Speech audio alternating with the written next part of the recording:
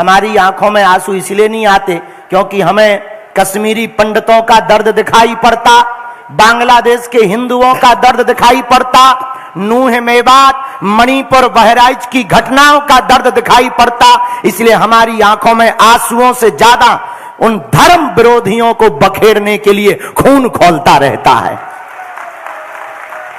लेकिन पूज्य गुरुदेव भगवान की आज की वाणी को सुन करके मन इतना विचित्र हो गया कि अपने आप को हम रोक भी नहीं पा रहे। हम दोनों गुरु भाई बड़े सौभाग्यशाली हैं कि हमको एक ऐसे अवतारी भगवान के रूप में एक ऐसे बब्बर शेर प्राप्त हुए हैं जिन्होंने वैदिक परंपरा के बल पर, शास्त्रों के बल पर, विद्या के बल पर बड़े बड़े धर्म विरोधी कहते थे तुम्हारे सनातन धर्म में क्या है। हमसे बहुत लोग पूछते बाबा चमत्कार क्या है। अब हम भी बड़े होशियार हो गए, हम कह देते पहले हमारे गुरुजी से तो निपट लो। हमारे गुरुदेव भगवान के चमत्कार ही हमारा चमत्कार है। हमारे गुरुदेव भगवान के पास जो विद्या है उस विद्या का प्रभाव ऐसा पड़ रहा कि भारत के कोने कोने का हिंदू जाग रहा है। हम तो आप सबके दर्शन करने आए, धन्य है राजस्थान। अभी हम भीलवाड़ा में भी थे, वहां कथा हुई, अद्भुत तरीके से लगभग 3 लाख लोग उस कथा उत्सव में पहुंचे। या धन्य है जयपुर जहां गोविंद देव जी हैं, धन्य है राजस्थान जहां सालासर बालाजी हैं, मेहंदीपुर बालाजी हैं। धन्य है आप लोग और धन्य है यहां के जयपुर के निवासी, सदा सतत सनातन धर्म के लिए आयोजन करवाते रहते हैं। लेकिन बुरा मत मानना, 1-2 बातें बोलें। तुम्हें जल्दी तो नहीं है? नहीं, हमें तो है। तुम्हें नहीं है तो क्या हुआ, पर 1-2 बातें सुनोगे। पहली बात तो यह है कि अब हम सबको घर से बाहर निकलना पड़ेगा। आवाज को मुखर करना पड़ेगा। पहले लोग डरते थे हिंदू कहने में, हिंदू बोलने में, धर्म विरोधी कहीं उपद्रव ना कर देवे, मार ना डाले। अब हम लोगों को हिंदुओं को न जगाना है न बचाना है। अब तो नया नारा देना है कि छेड़ोगे तो छोड़ा नहीं जाएगा, तभी काम चलेगा। वर्तमान में धर्म विरोधी ताकतें, हमें तो यह पता था कि विदेशी ताकतें धर्म विरोधी होती हैं, कुछ तो ऐसे भी धर्म विरोधी हैं, अब हम क्या कह दे में, राष्ट्रद्रोही हैं, राष्ट्र के खिलाफ बातें करते रहते। एक अब संत कहें, क्या कहें उनको, एक है तथाकथित शंकराचार्य भगवान, वो कहते हैं कि 370 को पुनः वापस किया जाए, मतलब वो भारत को पाकिस्तान बनवाना चाह रहे। गजब है। हम बहुत स्पष्ट रूप से कहें भारत को भारत रहने दिया जाए।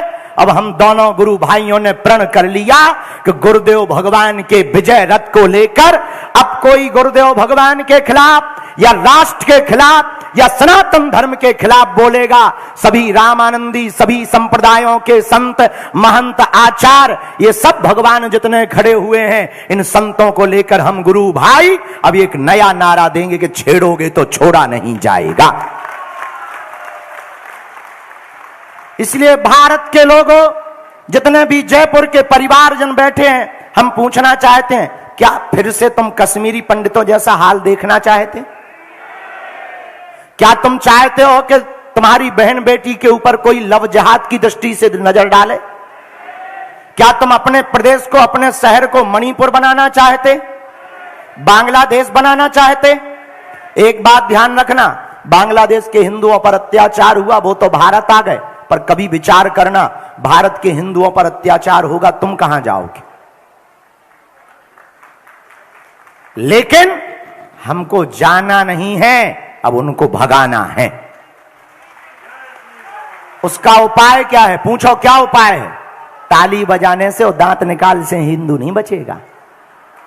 ताली बजाने और दांत निकालने से हिंदू नहीं बचेगा। अपनी हिंदुओं की ताकत को तुम्हें दिखाना पड़ेगा। जब वो एक है उनके में तौकीर रजा, वो कह रहे कि हम सड़कों पे निकलेंगे तो रूह कांप जाएगी। हमने कहा हम निकलेंगे तो तुम्हारी भूख कांप जाएगी। हाँ, तो अब उनको ये बताना पड़ेगा तभी ये मानेंगे। सठे साठ्यम समाचरित, जो जैसा होगा हमें वैसा जवाब देना पड़ेगा। और लोग कहते कि बाबा तुम भड़काने की बात करते, सच ये है कि हम जगाने की बात करते हैं, भड़काने की नहीं, जगाने की। अगर आज नहीं जागे तो पश्चिम बंगाल में हालत क्या है सबको पता है, श्रद्धा का मर्डर हो गया सबको पता है। तुम्हारे ही राजस्थान में हिंदुओं के रहते हुए इस राजस्थान का दुर्भाग्य है, छोटे से 8वीं और 9वीं में पढ़ने वाले आदर्श और हेमराज नाम के बच्चे को चाकुओं से मार दिया, कन्हैयालाल दर्जी को मार दिया, तुम्हारे मंदिरों में मस्जिदों को बना दिया, और तुम्हारे ही भीलवाड़ा में गाय की पूंछ को काटकर हनुमान जी के ऊपर चढ़ा दिया। ये हिंदुओं के सोए हुए होने का परिणाम है। इसलिए लोग कहते हैं कि आप हिंदू मुसलमान करते, सच ये है हम सिर्फ हिंदू हिंदू करते हैं। इसलिए हम लोगों को अब जागना है, भागना नहीं है। क्या करना है? जोर से बोलो, हम सब हिंदू। अब उपाय बताओ कैसे होंगे? एक पूछो कैसे? अरे जोर से तो पूछो। जात पात की करो विदाई, हम सब हिंदू भाई भाई। जो गुरुदेव भगवान ने अभी घोषणा की, हिंदू एकता पदयात्रा, हमने विचार किया हवाई जहाज और चील गाड़ी से धर्म नहीं बचना है। मंचों पर केवल बड़े बड़े लोग आ पाते हैं, वो नहीं आ पाते हैं जो समाज में सबसे पिछड़े होते हैं। अब हमने प्रण किया कि जिनको हम मंचों पर नहीं बुला पाते, हम गांव गांव जाकर के उनको गले लगाएंगे। 160 किलोमीटर की पदयात्रा पूज्यपाद गुरुदेव भगवान जगत गुरु भगवान के प्रथम दिवस में ध्वज दिखाकर गुरुदेव की आज्ञा लेकर हम सब गुरु भाई लगभग 50,000 हिंदू 160 किलोमीटर की पदयात्रा करने जा रहे हैं। अब हम लोगों को एकता का बल दिखाना पड़ेगा। लोग कहते हैं कि आप नफरत फैलाते हो, हम सच बोले नफरत नहीं, हम प्रेम के आदी हैं, पर गर्व से कहते हैं हम हिंदुत्ववादी हैं, हम नफरत के आदी नहीं हैं। और दूसरी बात, हमें जो आकर के यहां पता लगा बहुत अच्छा नहीं लगा।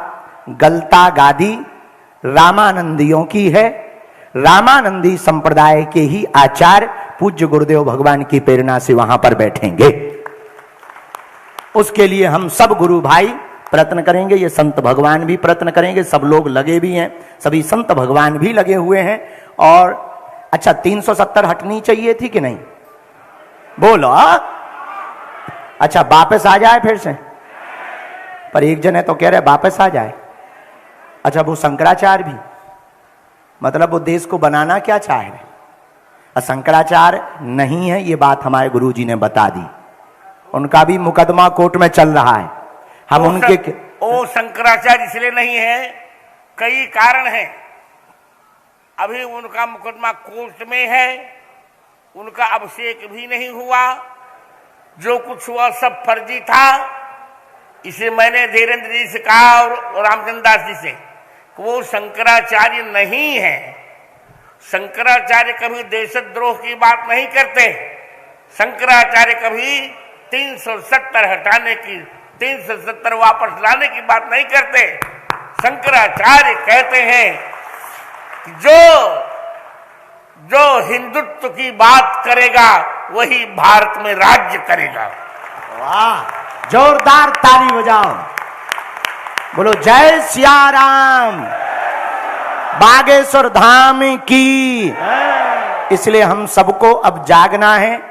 अंधविश्वासों पर भी भरोसा नहीं करना, तुम हम पे भी भरोसा ना करो, लेकिन गुरुदेव भगवान के चरण पकड़कर हम सबको हिंदुत्व पर भरोसा करना है। और हिंदू नहीं बनना है, कट्टर हिंदू बनना है। कौन सा हिंदू बनना है? जोर से बोलो।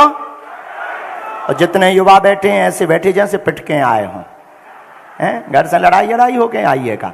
अच्छा सुनो, युवाओं के लिए एक संदेश है, पूछो क्या?